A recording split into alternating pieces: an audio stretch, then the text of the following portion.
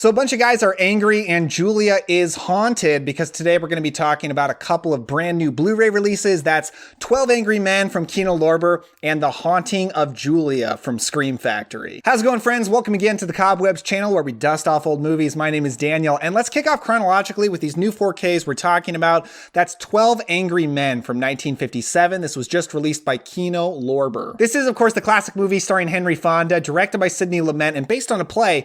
And it is, of course, the movie in which Henry Fonda plays the juror who tries to convince his fellow jurors maybe the man that they are deciding to pronounce guilty might actually be innocent. And I've noticed something interesting with this movie I've wanted to talk about, and that's if you listen to people online who talk about new movies, who review new releases, maybe they talk about very mainstream things like the Marvel Universe, Christopher Nolan, the Halloween franchise.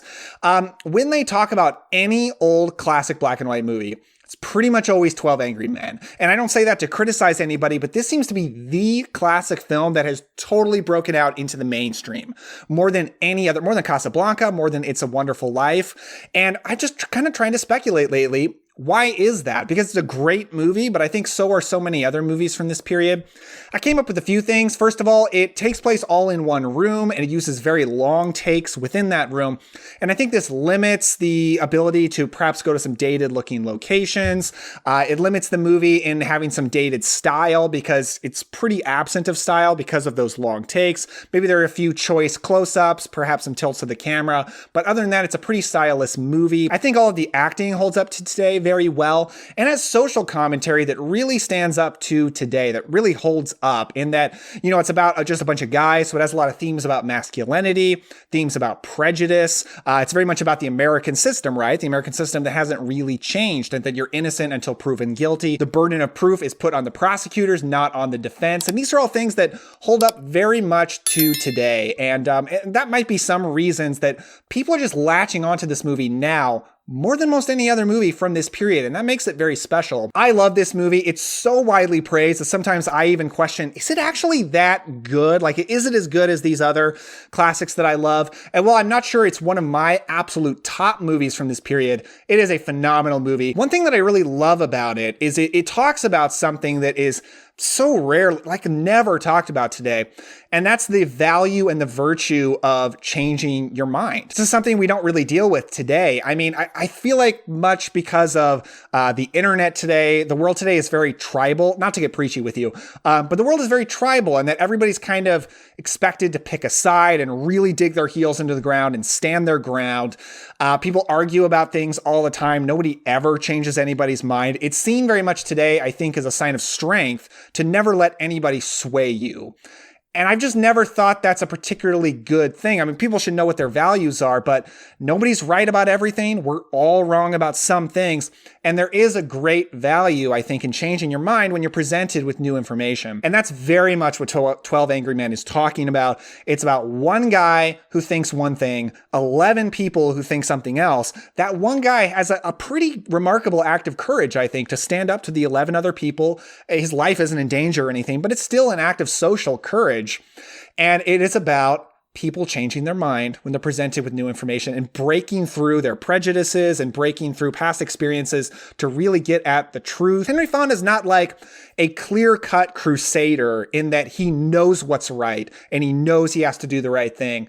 And it's about saving an innocent man. No, it's not really that. Like, it's really not. This is a movie that is about him saying, I don't know, but not knowing is reason enough not to send somebody to the electric chair, because that's what the American system's about. So it's very much more about the American system of justice. And I know that applies to a lot of other countries too.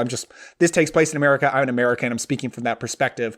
It's more about preserving that system than it's about for sure saving an innocent man, because like being on a real jury, we don't actually know in this movie. It's full of a lot of other great supporting performances like Lee J. Cobb. I really like Martin Balsam in this movie. He's one of those like very non-flashy actors who's never going to be anybody's favorite actor of all time, but is always really reliable and just always does good, like in Psycho and in this movie as juror number 1. There you got the discs right there. Right here, you've got the 4K disc. This is a Blu-ray. This disc does not have the movie. It just has the special features, which that seems to be a trend with 4Ks these days. And I don't love that. I wish they also came with the Blu-ray because I have a 4K player in my basement. That's where my like home theater setup is. But upstairs, I just have a regular Blu-ray player. I know I should upgrade that, but 4K is expensive. So I wish it had both. It does not. There is no alternate cover art. So keep that in mind, although I really like this cover art. For special features, it's got a couple of different commentaries from a film historian. It's got a making of documentary on the movie. And the coolest special feature, I love when movies include this, it's got a whole other movie. It's got the 1997 version of this, directed by William Friedkin. And I haven't seen that yet, but Kino Lorber also released that movie on Blu-ray, I think a while back. So I really hope nobody like jumped on the Kino Lorber recent sale and bought this and then thought, hey, I'll also get Friedkin's version too. Don't do it. Don't do that. It's included in here. And I do want to watch that because it's got like Jack Lemmon, George C. Scott, Ossie Davis. It's got a really good cast. So I'm curious. I don't expect it to be as good, but it's not like it's even got a big downgrade in director, right? I mean, it's got William Friedkin. He's not like a huge step down from Sidney Lumet. I still don't expect it to be as good. As far as the 4K presentation, it's good, but I would say if you have the Blu-ray, I actually don't recommend buying this because this is not a particularly visually flashy movie. The Casablanca 4K almost ruined me for other 4Ks. It's so gorgeous, and the blacks, the use of shadow, it's also amazing. This is a much less visually impressive movie than Casablanca. Doesn't have that kind of opportunity to wow you. I think the 4K is great. Doesn't look that much different from any other Blu-ray. If you have the Blu-ray, I would save your money. But if you were like me and did not have the Blu-ray, which I never bought that Criterion disc, then this is a good pickup. Next up, let's talk about a Scream Factory 4K release called The Haunting of Julia. I had actually never seen this movie before. It was a blind buy, but I've been particularly into ghost movies lately, haunted house movies, so I was pretty excited to check it out. It's from 1977 and it's starring Mia Farrow. This is 9 years after she would do Rosemary's Baby, so it's her doing another big horror movie. And while Rosemary's Baby is, of course, like very satanic and culty, this is very much a haunted house movie. Pretty straightforward. It opens up in the first scene, and I'm going to go ahead and spoil the first scene for you, but again, it's the first scene. She is having breakfast with her family, her husband, and her daughter, who's around 10 to 12, and her daughter chokes on some food and just dies. And they never do the Heimlich maneuver. I looked into it. Apparently that was not common knowledge in the 70s. So while it was frustrating, like, oh my God, just Heimlich her, they didn't really know about it. It's really sad. Like, it's horrifying to watch Mia Farrow just like crumble and scramble while her daughter It's a pretty horrifying scene, so like kind of be warned if that's not something that you want to look at. After she kind of recovers mostly from that, she leaves her husband, partially because he was not helpful and he's also just not a good guy. So it's about her trying to build a new life for herself and deal with the grief. But she also starts figuring out the new house that she just bought for herself might be haunted. And a lot of it is about her going on kind of an exploration of trying to solve the mystery of what's this haunting about. I thought, as far as the 4K presentation of this movie, looks gorgeous. This is a more visually impressive movie than 12 Angry Men. It's got more opportunity to wow you, and it's got a lot more dark scenes, and a lot heavier use of shadow. So anytime like you've got a lot of blackness in the picture and you've got a lot of shadow, 4K is really going to shine. It really shines with this movie. It looks fantastic. The movie itself, I really enjoyed. If you're thinking about getting it, keep in mind, do I like haunted house movies? But more importantly, do I like 70s dramas? It's not really heavy on ghosts and horror. It's there, it's a little creepiness, but this is a 70s drama first and foremost. I particularly tend to like 70s dramas. I thought this was a very good one. Mia Farrow is great. She's doing a fake British accent, which is a little bit weird, but she does a pretty good job. More than any other subgenre of horror, ghost movies have more opportunity to scare me. So it's like the only subgenre that I watch disappointed if I don't get scared, because I like to get scared by movies. It's something I chase with the horror genre, and it doesn't happen to me very often. There you can see the alternate title, Full Circle, alternate cover art. Love some alternate cover art. And I watch ghost movies hoping to get real spooked. I did not with this movie. That's just personal experience. Was not scared by this movie at all. But I was disturbed at times, especially like that opening scene and the end credit shot. The end credit shot kind of reminds me of like a modern A24 movie or something like that.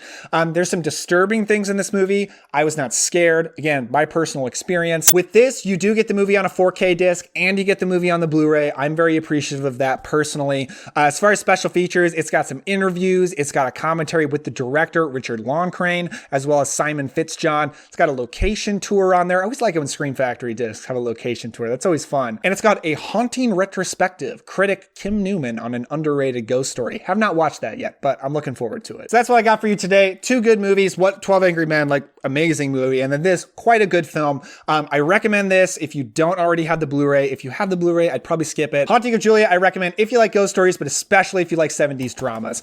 Next up, I said in the title I was going to do a bit of a channel update, and I decided to save it for the end. For the people who care, you can stick around. For people who just want Blu-ray reviews, hey, go with my blessings.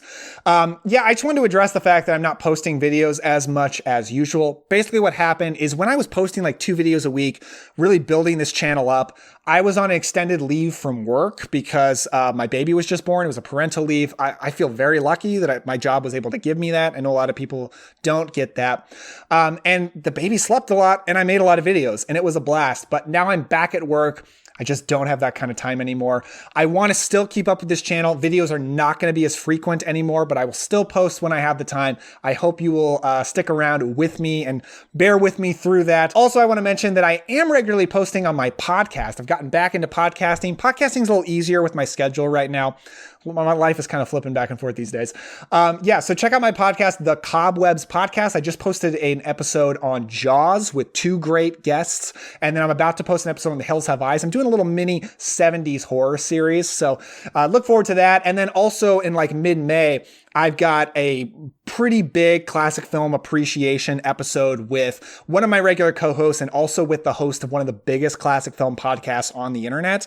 That's a pretty cool collaboration that's going to be coming up soon. So recommend that. Links in the description below, or just look up the Cobwebs Podcast on any podcast app. And bear with me through my less regular upload schedule if you would be so kind. Thank you everybody so much for watching. I really appreciate you. Please leave a like if you enjoyed this and a subscribe if you want more videos like this, although less frequently. Thanks very much. I'll see you next time.